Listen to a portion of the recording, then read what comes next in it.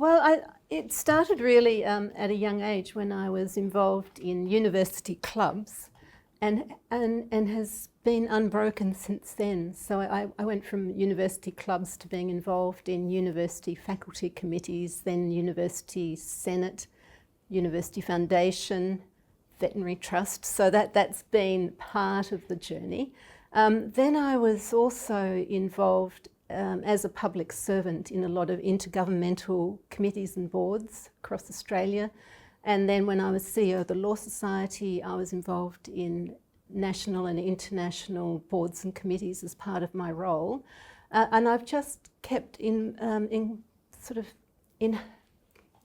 embracing opportunities, and I really enjoy board work. So luckily it's culminated in a terrific portfolio that's now a mix of listed arts, education and sports boards.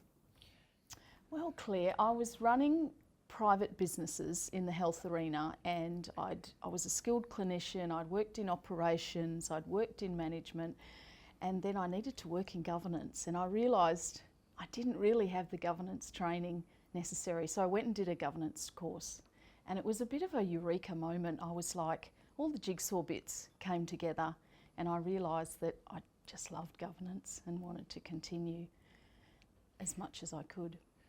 What prompted me to embark on a board career was, again, just a pure chance meeting of minds. I was at a private function in Brisbane, and a lady sat down next to me, and I looked at her and I said, well, what brings you here today? And she said, well, the fellow who was supposed to come couldn't make it, and I'm just his last minute stand-in. And I thought, righto. And I said, and what do you do? And she said, well, I'm an independent non-executive director. And I said to her, well, you know, I'd been a director for decades, but what's an independent non-executive director do? And so she was talking to me about strategy and how they base their decisions on, and all their forward planning for companies and how you can get involved in that. And I said, but don't you have to know about that business? And she said, no, you have to understand good governance and the principles of governance and how to run a business. And I thought, well, that sounds interesting, maybe that's what I need to do. So that was around 10 years ago. So I decided I was going to become a non-executive director then and sit on boards. And anyway, probably 5 years ago, I thought nothing more of it. 5 years ago, I started seeing this same person showing up on LinkedIn and other profiles, trying to help promote women on boards, and her name turned out to be Dr Kirsten Ferguson, who is now the Deputy Chair of the ABC, and she was actually the one who inspired me to begin that journey and get my Masters and do the study I needed to do to get on board. So that's where that came from.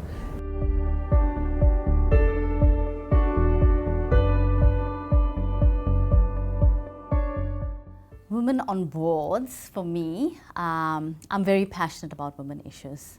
I've been in a male-dominated environment from the time I was studying. In my engineering class, I must have been amongst a group of 10 other women. And then being in oil and gas, I was just completely surrounded by male colleagues. And that's really prompted me to join a network with like-minded women, professional women, that we can share and collaborate and learn from each other. And that's really why I've joined Women on Boards. So, interestingly, I got into governance work quite by chance when I was approached in 2019, and the proposition was made for me to consider joining the board of John Paul College. So I did take it up and surprised myself by appearing for the elections at the annual general meeting, and I got voted in amongst very formidable candidates. That said, although I had the confidence of the shareholders and I had the required skills and experience that they were seeking, there was still something amiss, and I felt rather unsure. I didn't feel the confidence that I felt previously in work situations.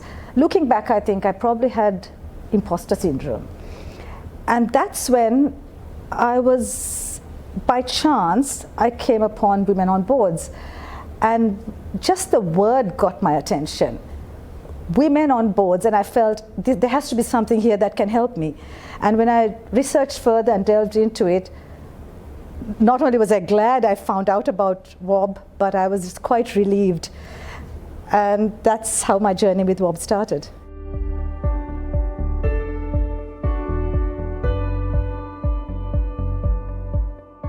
I've learnt that you really need to embrace the idea that you're working in a team. There's no hierarchy, you're amongst equals. You really need to practice being independent but finding a way to be effective. And also you have to do a lot of work because there's such asymmetry between what the executive team provide to you and what you know about the business. And you have to constantly find a bridge between their expertise and your ability to hold them accountable. I think the one lesson I've learnt is patience, because coming from private business, you've only usually got a couple of decision makers, and you can be very flexible and very agile and introduce change very, very quickly. But on a board, well, it's quite different, isn't it? You have different policies and processes that have to be adhered to. You've got a group of very intelligent people with a whole variety of different backgrounds that have a whole variety of different viewpoints that you have to have a robust discussion with and make decisions. So for me, it was patience, having patience to be able to have those discussions and come to the right decision. And I think also it was about trusting your fellow board members and allowing the process to occur with everybody's input. Probably the most valuable one is that other people's opinions matter. Other people know things that you don't know. They've had different life experiences, so you have to learn to listen. I think you have to be very aware of what your competitors are doing. Even on a board, whilst you're driving that business, your competitors are there to compete with you.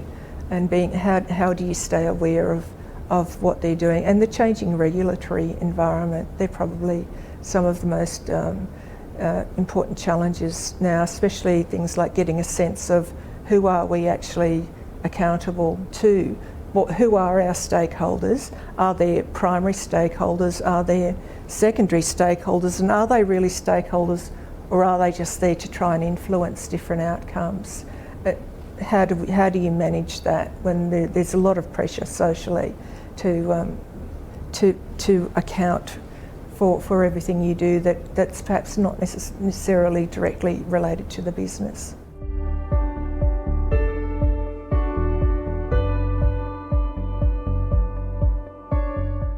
I really like firstly the social dimension. That is, I have these terrific groups of people. I've been on over 20 boards, and in that time I've created all sorts of networks. Absolutely enjoyed directorship with a whole bunch of different people. Some of them are international, some of them are national, some of them are local, so it's given me terrific tribes, as I like to call them, my tribes of networks. So that's the first thing I enjoy. The next is I've been able to be involved in some great businesses, and I think all of them have grown. I don't think any of them have gone backwards. So being involved in strategy, growth, getting a sense of the capability of the team, getting a sense of what we need to do to lift our game. Along the way, a lot of them have had to embrace technology and changing patterns of work and changing patterns of consumer behaviour. So understanding change. And the next thing is that you can't be an expert in all those things, but you can bring to the table a unique sense of understanding the strategic intent of the organisation, because you've been part of the design of that strategic intent, and asking the questions about how you as an organisation are tracking and what do you need to change. And no one else in the organisation has the imprimatur other than board directors to do certain things around governance and accountability. And so it's that unique perspective that I also enjoy. I love the complex discussions and the learning that comes from that. So I'm a sports physio, and as a clinician, we're complex problem solvers. We have to take very complex problems and work out a solution. And I love that about governance, because you get to make these very difficult decisions, but with a great bunch of people. And I love teams too. As a clinician, teamwork is a fabulous way of making decisions. So that's one of the things I really enjoy. I probably enjoy that team problem-solving environment.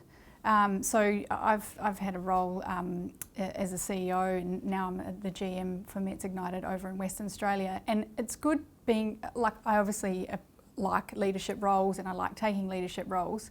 What I like about a board situation is that you're all there. You're bringing your own unique strengths to the table, but you're there problem solving as a team. So you're still in the leadership role, but you're problem solving as a team. And so I like the ability to influence strategy, to help in crisis situations, to be the stickler to ask the difficult questions and ensure governance. I think that probably comes naturally with an engineering background. But I also like being hands-off enough that I can keep in mind that big picture. I think in executive roles, sometimes you can get bogged down and it can feel like Groundhog Day. Whereas on board roles, I get that breadth, and for me, I've always had a couple, and so I can see the synergies between them and make introductions and things like that. Serving on boards allows me to use all the skills and the knowledge, and I've probably had 4 different careers, and bring all of that together and help those organisations achieve their mission. So that's probably the one thing that I really enjoy. I'm allowed to do, it gives me the freedom to develop strategy and policy, and manage risk and all those, and oversight, all those things that I've actually been doing through business over the years.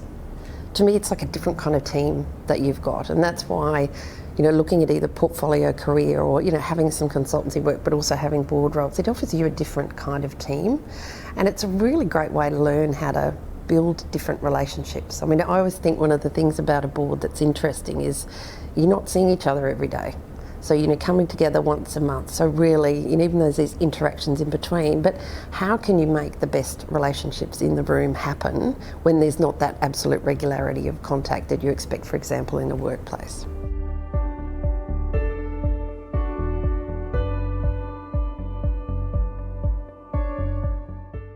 Still going back to my career, Claire, it's I've worked with mining, not-for-profits and Aboriginal organisations, and that's where I would see a role on a board.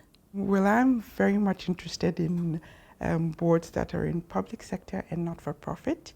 That's based on my work experience, but also my own personal experience. I've seen that these organisations really are able to make quite a bit of an impact in terms of systemic and behavior change in community, and I would like to be involved in that sort of thing. So I think coming into Women on Boards has been really great for me, because not only did I come in and learn more, but just being part of the Cultural Diversity Committee is really, really good, because the ladies on that group, we're all wanting to build the space and to get lots of women of non-Anglo background onto boards, and just supporting them as much as we can, trying to change what's happening within systems, and just letting people look at diversity as being something really valuable, not just gender diversity, but also cultural diversity. You could say I cut my teeth on the not-for-profit sector when I first joined the board of John Paul College, and I still have a strong affinity to that sector. I also find that organizations that have a purpose towards making a difference in the world are most often not-for-profit organizations. And having been in the governance space for a while, my personal belief is for a director to make a meaningful and authentic contribution, the organization's purpose has to be congruent with the director's own personal values. And I find that in the not-for-profit space, there are many organizations which resonate in that way. I particularly have a leaning towards organizations that are engaged in education, in empowering women, and those that do work in the diversity and inclusion space.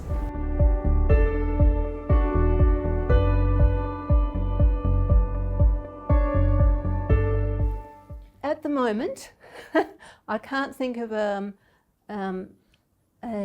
board I'm involved in that isn't facing workforce challenges. And then last year it was border and COVID challenges. For some, it's the volatility in commodity prices and the stock market, and interest rate rises will be a new challenge. Then there's always the unique challenges of the characters that you share a boardroom with. And over the years, I've met some terrific people, and over the years, I've met some people who clearly are in the wrong place, and the board's had to come to grips with poor behaviour and help the chair deal with poor behaviour without exacerbating the problem. Well, there's lots of challenging. For me, I think serving on boards, my difficulty was finding my transferable skills. I came from a business arena and a health arena, and I really had to work out my value proposition. I wasn't a lawyer, I wasn't an accountant, I didn't come from the C-suite of a huge organisation. I actually came from business. So I had a lot of skills in marketing and HR and payroll and finance and digital transformation, but it wasn't on a huge scale and it wasn't a specialty in one area. So I had to really learn, how do I sell myself in those transferable skills, and what can I offer to a board in that governing arena? My biggest challenge, and I don't know if it's about boards, is saying no to opportunities. So what's challenging about board roles, I guess, is making sure that you know what's required of you and not overcommitting. And so I did that a lot early on, especially in voluntary boards. The amount of work that was involved in some of them I don't think was clearly articulated before taking the role on. And so I learnt this really good strategy from Sharon Warburton, who mentored me for a little while. And she said, you know, think about it like at the buffet. You know, once you get too much on your plate, nothing tastes as good. And so she sort of thought of this the hand approach, 5 things. You know, and so I try to stick to that. Family being one of them. My women in leadership programs is kind of one, and then I try to have only 3 other things. So yeah, at any one time. So for me, probably the hardest thing is making sure that I don't overcommit myself. But I really love it. More challenging aspects of being a non-executive director would be, again, the stakeholder. Who are your stakeholders? But also in the digital age, what I call Swiss cheese. So Swiss cheese is, we have all this information and we have sometimes hundreds of pages of documents that we have to read. How accurate is that information? What's actually missing from it? And what parts of that information is really perhaps almost a deep fake? Because it's so easy to use digital technology to make up information that really doesn't exist. So how does the board deal with that and identify what is real and what isn't real, because it all really does impact your decision making? I think the risk, absolutely. I think I'm not alone in saying that. There's a number of people that are, I think, stepping back or really evaluating because of the risk. I think it can be a challenge depending on where the organisation is at a particular time, and that's always something that I would look at if an organisation is sort of fairly stable. To me, I like a bit of a challenge, and I like transformation, and I like change. So, you know, looking for a board role that aligns with those things, because I think it can be a challenge to be in a board role where you're not feeling like you're contributing. You know, what do you want to do? Do you need to step away, etc., etc.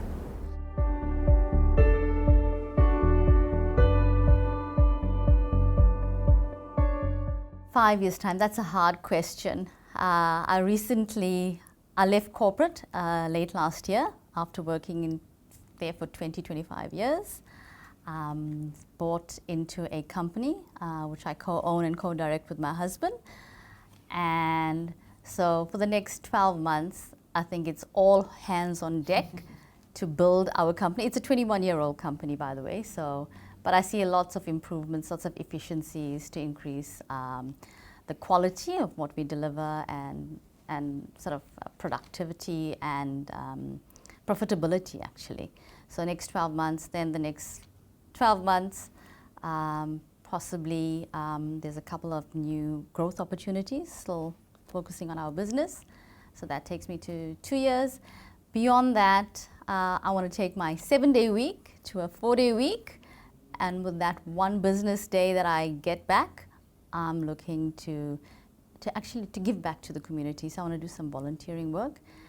And hopefully, within that time, that one day that I have, I can sit on a board. So that's my 5-year plan. A change is always a good thing. So definitely a change. I think change is something that's always been encouraged for me growing up. Always trying to expand my knowledge, my experiences, and that's something that my parents encouraged, to also, you know, embrace diversity, embrace differences and all that, just because it's the right thing to do. So one of the things I know I want to be doing in 5 years is still working in this space, still being able to really impact systemic change, promote diversity and inclusion, that's for sure. And I also admire one thing about Australians is that they love to travel. They love to live in other places. And I think I've learned that that's a really good way of expanding your worldview, of learning about other places, other cultures, but also just not being too narrow-minded.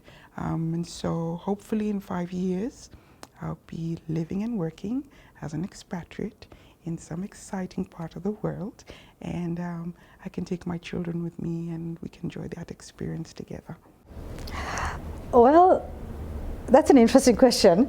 In 5 years' time, my plan is that more than 50% of the work I do would be governance related. That's sort of a measurable goal that I have in mind. And the other thing I see myself doing is empowering and mentoring women of color to take on board roles. Being a woman of color myself, who has adopted Australia as her home, I know only too well what it feels like to be on the periphery, to not be sure whether you belong or not, to be uncertain, and to have to constantly prove that you're good enough to be considered for certain positions. That is exhausting, and sometimes it is quite discouraging. So I would love to be able to empower women who are considering board positions or who think that they can never break that barrier, that ceiling, to encourage them and welcome them, and to give them whatever tips and skills that I may have gained along the way to help them to take that leap. And another area that I see myself working in is community projects and work related to the community. Like currently my daughters and I do a lot of community work and helping feeding the homeless and things like that. So without going into too much detail, because there's a saying that the left hand shouldn't know what the right hand does, I would suffice to say that I strongly believe how empowering it is to educate women and to break stereotypes and give them the opportunities to realize their full potential.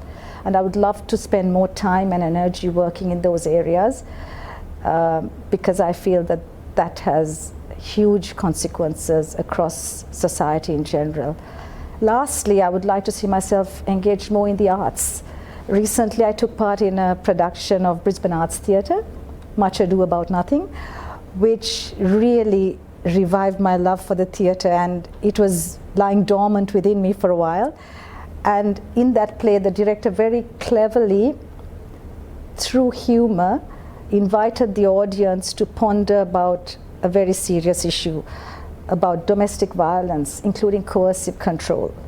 And at the end of that production run, I felt so fulfilled and energized that I had contributed in a meaningful way towards sensitizing people about this serious matter that we face in society.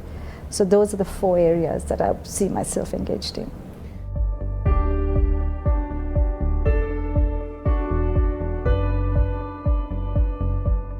WOB has been that supportive network. It's like a sisterhood for me.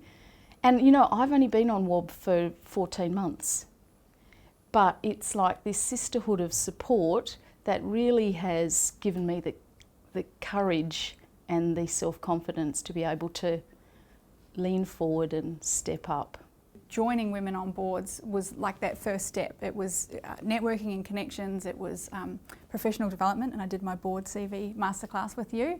And I found it great for that. I mean, being in the regions, I did get a little bit jealous of the events run in Perth. It didn't quite time right for when I was visiting. And interestingly, my first WOB event in person was over in London in 2019, I think it was. So I did get a lot of value out of it leading up to that. And fortunately now with COVID, so much more of it is online. But yeah, I've got so much out of being a WOB member. WOB has, we were talking a little while ago, WOB to me has helped me it's provided a safe place for me to learn, to interact, to have discussions with other directors, to discuss perhaps problems or issues that we're facing, and whatever we are facing on a board, someone else is facing on another board. So being able to share that knowledge in a safe environment, it's a wonderful culture that WOB presents. But I think during COVID, what WOB has done, where other member organisations shut down and took their bat and ball and went home to work in their lounge room, WOB actually stepped up and went in the other direction. The marketing was coming out. We were taught how to do Zoom meetings. We were advised how to get the lighting right, and not actually wear your pyjamas while you're in a meeting. That was not appropriate, even though some people thought wearing their track pants was a good look. It really, for business, it really wasn't. And WOB went and gathered all the ladies and the women around Australia and internationally for that matter, and brought their skills in and said, we've got all this risk going on now, the world is changing, no one really understands what's happening, how can we help all of the members of WOB get through this? And the courses and the availability was just huge, and a lot of those events that were online were free, so you could say, let's get on there and look at how the safe harbour regulations are changing, or how risk is changing, and what's happening in cyber, and how do you have to look after your members? Are there new laws around staff and in COVID, and could you be sued for this? So it was a wonderful learning platform, and it was very collegiate, and I think that was one of the main things for me. Firstly, as I said, the first attraction was the name, that there was a space that was safe for us as women to come, to exchange ideas, to get to know each other's journey, our challenges. So that was hugely uplifting, because I felt it was a safe space where I could actually communicate my desire to take on board roles without being considered presumptuous, which I may not have had that confidence if it was just a general forum. And I also found very beneficial the various webinars and workshops that Women on Boards has, especially the CV workshop, which I did with you and Ruth. the headhunters sessions. And I also must mention that I was massively impressed by how acutely aware Women on Boards is about cultural diversity. It first got my attention when there was a discussion thread on the topic, but I was blown away when then that translated into action and the Cultural Diversity Committee was formed. And I thought to myself, here is an organization that's serious about walking the talk. And for someone like me, that really inspired my confidence, and hats off for taking that initiative and making it known. And I would like those who are watching this to know that that's something that WOB is very serious about. Hugely, thank you very much. It's been fantastic. I mean, the people I've met through Women on Boards are extraordinary, some absolutely extraordinary women, including yourself. One of the things I love about it is it offers a space for a bit of vulnerability. You know, I think we get really different people coming into WOB, from new and aspiring directors to very experienced directors, and it is so good to have that space where people can connect and go, oh, I'm actually just not sure about this, and how can I manage that situation, and to do that in a really safe network. So to me, that's one of the strengths of it, and it's heaps of fun. We have a lot of fun.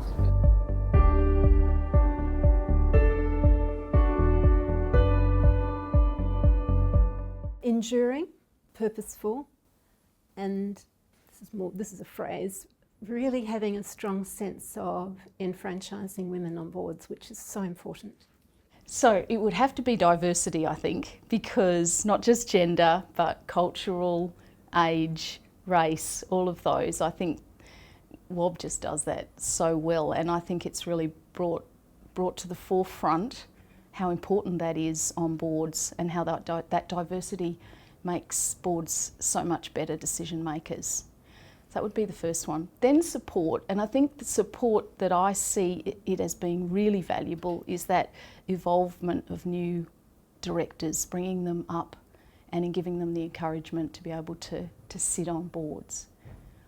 The third would have to be inspiration. I think I've listened to every one of your podcasts over the last 12 months, and to be honest, to listen to those women's journeys and the highs and the lows and the challenges is just been inspirational, and to realise at the same time to learn about really good governance because of the examples that they've shown has just been inspirational for me, and I'd have to say inspiration.